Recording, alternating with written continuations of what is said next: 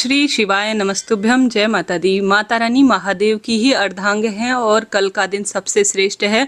प्रथम दिन से लेकर अंतिम दिन नवरात्रि के बहुत चमत्कारी हैं। इस बार आपको जब भी समय मिले आपको यह श्रेष्ठ गुप्त उपाय करने हैं ताकि नौकरी, विवाह, रोग, कर्ज और दुख दरिद्रता की जो परेशानी आपको तंग कर रही है इन 9 दिनों में पूर्ण रूप से छूमंतर हो जाए और आपके परिवार में खूब खुशियाँ आए। कैसे, किस स्वरूप में, ध्यान से सुने और अंत तक बने रहें। यह वीडियो आपके लिए बहुत खास रहने वाला है।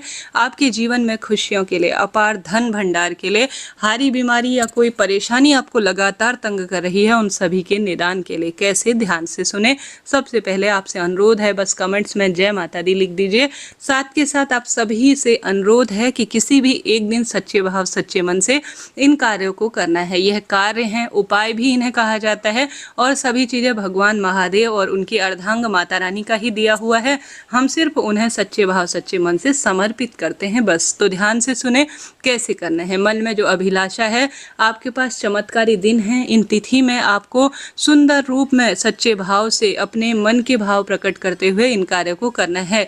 सबसे पहला जो सबसे सरल उपाय है जिसे आप आसानी से अपने घर के मंदिर में भी कर सकते हैं, वह उपाय करना है आपको लेना है एक जल का लोटा। जल के लोटे में गंगा जल भी डाल सकते हैं, लाल चंदन भी डाल सकते हैं। दिन बार के अनुसार जो है जल के लोटे में कोई ना कोई वस्तु डालिए। अब शिव मंदिर जा रहे हैं तो एक गौरा मैया के नाम से दीपक लगाएं और एक महादेव के नाम से जरूर दीपदान करें।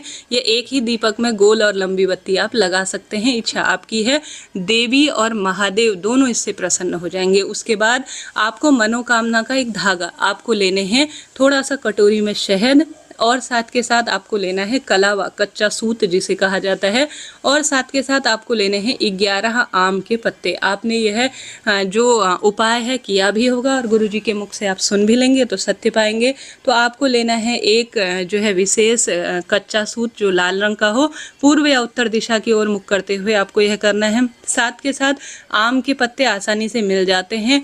आम के जो डंडी है उसमें आपको 11 आम के पत्ते में 11 बार कलावा को लपेट लेना है। ठीक है, अच्छी तरह से लपेटेंगे तो अपनी मनोकामना जरूर बोलें। और जो आपने जहाँ पर लपेट रखा है वहाँ पर चाहे तो शहद, आप जो आम के पत्ते हैं 11, आप सभी को किसी भी स्वरूप में किसी भी तरह से जो है आप सभी को किसी भी तरह से उस आम के 11 पत्ती में आप कलावा लपेटने के बाद अपनी मनोकामना कहकर शहद जरूर से लेपन करें। उसके बाद आप सभी को जो माता अशोक सुंदरी का स्थान है शिवलिंग पर, वहाँ पर जो आप शहद का हिस्सा है वह शिवलिंग की ओर करते हुए आपको आम के पत्तों को समर्पित कर देना है। ठीक है, 11 आम के पत्ते लेने हैं और साथ ही उनमें 11 बार कलावा लपेटना है। शहद कहीं भी लगा सकते, कोई दिक्कत नहीं, परंतु जहाँ पर भी शहद लगा रहे हैं उस स्थान का मुख शिवलिंग की ओर होना चाहिए, शहद लगे हुए स्थान पर। ठीक है, कहने का अर्थ है समझ गए होंगे आप, आशा है, उम्मीद है। कोई प्रश्न हो तो आप पूछ सकते हैं। तो दूसरे उपाय की तरफ बढ़ते हैं। तो वीडियो को लाइक कर दीजिए, शेयर सब्सक्राइब करना आप भूल जाते हैं, जरूर कर दीजिएगा।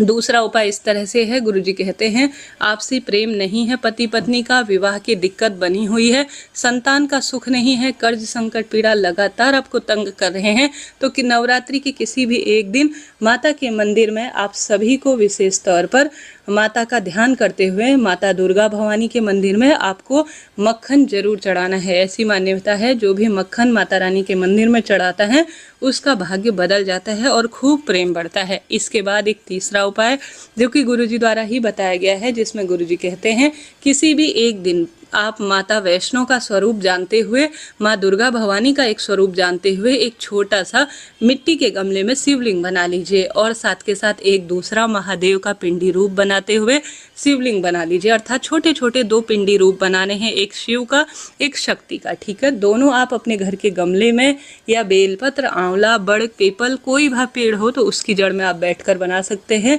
उसके बाद आप सभी को जो है इस उपाय को करते हुए 9 लाल फूल लेने हैं और 5 सफ़ेद फूल लेने हैं। ठीक है, 9 लाल फूल, 5 सफ़ेद फूल आपको लेने हैं। 2 पिंडी रूप में आपको शिवलिंग बना लेने हैं। जो आपने माता रानी का स्वरूप बनाया है, जो आपने सोचा है कि यह माता रानी का स्वरूप है, उसमें आपको लाल फूल, कोई से भी लाल फूल समर्पित कर देने हैं।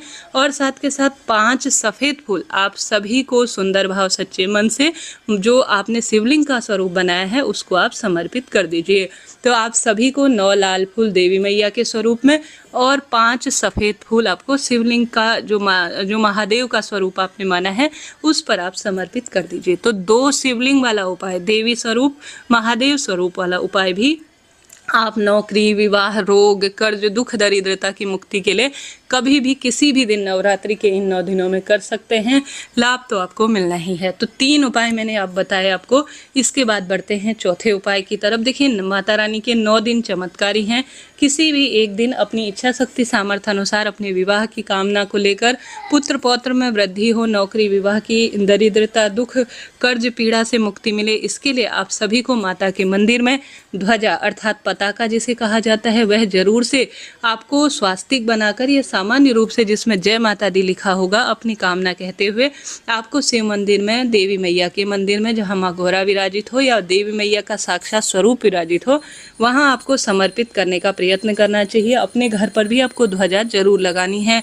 अपने दरवाजे पर आप सभी आम के, अशोक के या आपके पास जो भी शुभ पत्ते हैं उनमें रोली चंदन लगाकर लाल रंग के कलावे पर अपने दरवाजे पर जरूर बांधने चाहिए। कहा जाता है जिस घर में ध्वजा लगी रहती है, जिस पर में हल्दी कुमकुम का लगा हुआ सुंदर बंधनवार लगा हुआ होता है आम अशोक के शुभ पत्तों का, उस घर में हमेशा अन्न धन्य के भंडार भरते हैं।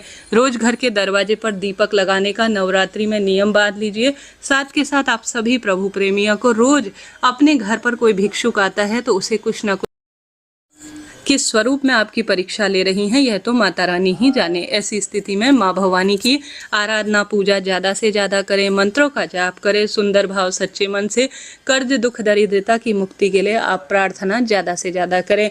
माँ भवानी के मंदिर में सुहाग सामग्री और साथ ही आप सभी जितना संभव हो माता को प्रणाम करते हुए नारियल, लाल फूल इत्यादि जरूर समर्पित करें। इससे माता रानी प्रसन्न होती हैं।